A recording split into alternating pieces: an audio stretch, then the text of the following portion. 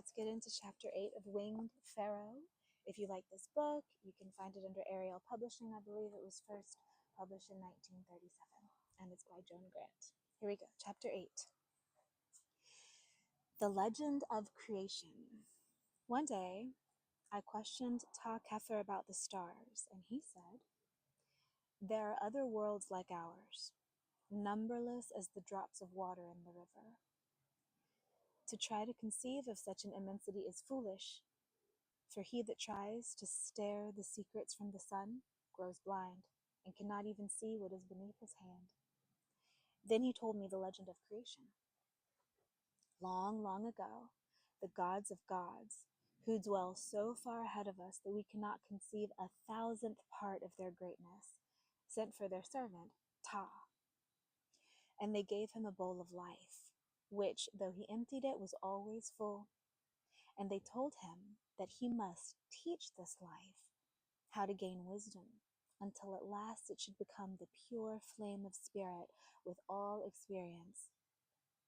And they appointed him the overlord of earth, a place of insentient land and lifeless rock.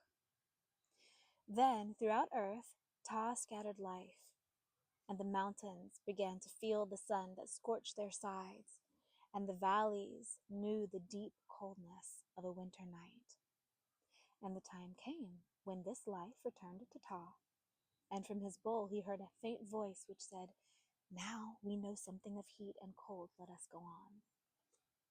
Then Ta clothed the hills with trees, and the valleys he covered with young grass and flowers. And into them he poured his bowl, and life learned how plants thrust their roots through the ground in search of strength to unfurl their blossoms to the sun, how some clasped the rocks with tendril vines, and others threw their shade beside the lake. But all that they gained, they shared among themselves, so that a blade of grass knew how great winds stir the branches of a tree, and the fierce cactus shared with the gentle moss its tenderness. Then, once more, the bowl was filled by life returning. Now it spoke with a stronger voice and said, "We have learned our lessons through the plants. Now we want bodies in which we can move and seek our destiny more speedily." Then Ta made animals upon earth. First, simple ones like worms and snails, then the bodies of hares and antelopes, of lions and zebras, singing birds and fish. Then again life returned and said, "Now we are wise. We can cross a desert at night. We can find water and shelter for ourselves. We have wandered far over earth and learned a great diversity of things. Make us bodies worthy of ourselves." And Ta answered them and said, "I have sent you forth into rocks, and into plants, and into animals. You have returned to me, sharing one another's memory and experience, and sharing also the friendliness of growing things, which as animals you still have, though long to lose. Now I will make you bodies like my own, and for the first time you shall say, 'I am,' and in saying this must say, 'I am alone.' No longer can I lead you on your way. Now you must start upon a long journey, which does not end until you can greet me, not as your creator, but as your brother." And life said, "We demand this chance, this right to journey to your brotherhood." Then Ta created man, and man walked upon earth, and he rejoiced in it. The grassy valleys were soft beneath his feet. His nostrils delighted in the scent of flowers, and the taste of fruits was pleasant on his tongue.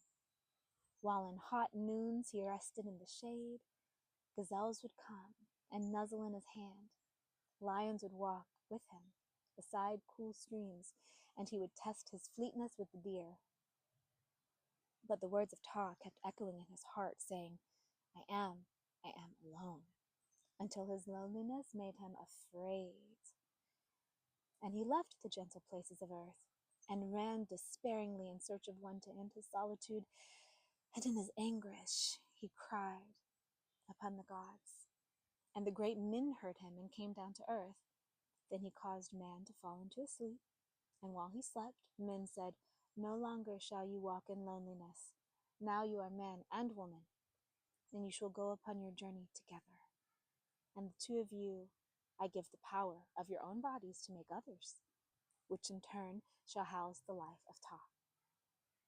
And when you see your children, you shall cherish them, even as your Creator has cherished you. And of each animal also he made a pair. And now more swiftly did all progress, with young to feed and shelter and protect.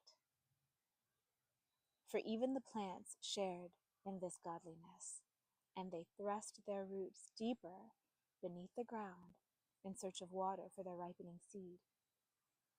In those early days, all living things knew of their kinship, and on a cold night, a little hare would lie for warmth against a mighty lion, and men were grateful to the plants and trees that sheltered them and gave them of their fruits.